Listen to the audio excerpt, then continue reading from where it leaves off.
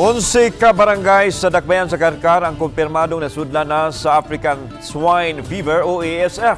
Subay ni ini, gipa-isolate ni Governor Gwen Garcia ang Dakbayan sa Karkar aron mapugnan ang pagkatap sa ASF sa mga silingang dapit. Gikatak na usab nga ipatuman ang kaling o ang pagpatay sa mga baboy nga anaa sa mga apektadong barangay. Aniya ang report. There were tests conducted and it came out positive for a number of hogs that were tested in Karkar. Mismong si Cebu Governor Gwen Garcia ang nagkumpirmar nga adunay kaso sa African Swine Fever sa Dakbayan sa Karkar. Subay nini nimando ang gobernador nga i-isolate ang Karkar City aron dili na magkakatap ang ASF sa ubang mga dapit sa probinsya sa Sugbo. Hugot nga border control ang ibatuman aron siguradong way makagawas nga mga produkto sa baboy sa Dakbayan. Subay sa mga kamandoan, ang mga baboy ug tanang mga pork-related products higpit nga ginili nga makagawas sa syudad sa Karkar. Apil na nini ang nabantog nga lechon sa Karkar. For precautionary measures, we have immediately closed off the borders. I have prohibited the bringing out of live hogs, even pork. We have isolated Karkar.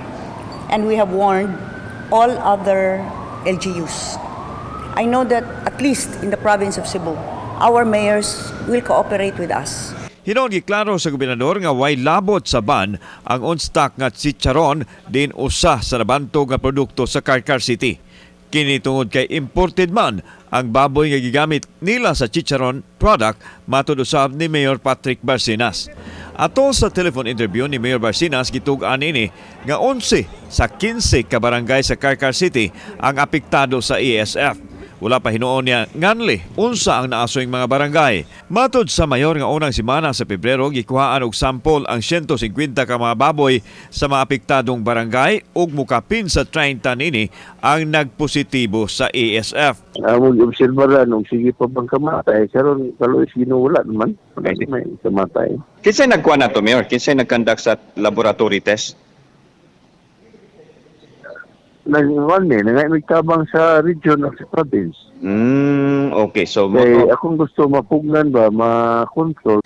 Gidugang ni Barsinas nga ipaabot sa kaling o ipaihaw ang mga baboy sa mga barangay nga apektado sa ASF nga mausay mando sa gobernador. maghimo ka, magpagawas sa executive order regarding aning culling operation.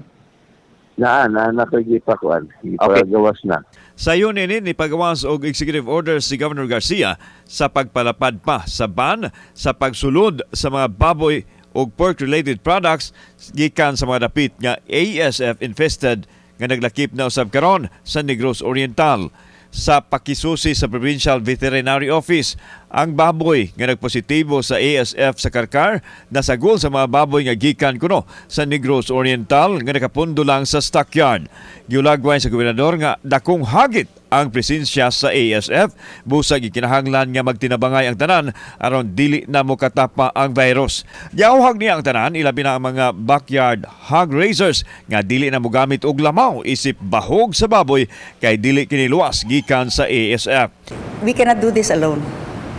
We have been constantly reminding everyone to be just as vigilant. We have no control over the ports here in Cebu City. Giklaro sa gobernador nga wa itago sa probinsya ang kaso sa ASF busa ila kining gipahibaw base usab sa resulta sa laboratory test aron makabantay ang mga tao. Nasayran nga unang nibatuman og mga lakang ang lalawigan sa Sugbo kaniadto aron dili unta masudlan sa African Swine Fever. I promise you, we will prevail. Kauban si Rod Prado, ako si Alan Domingo. Balitag, Bisdak.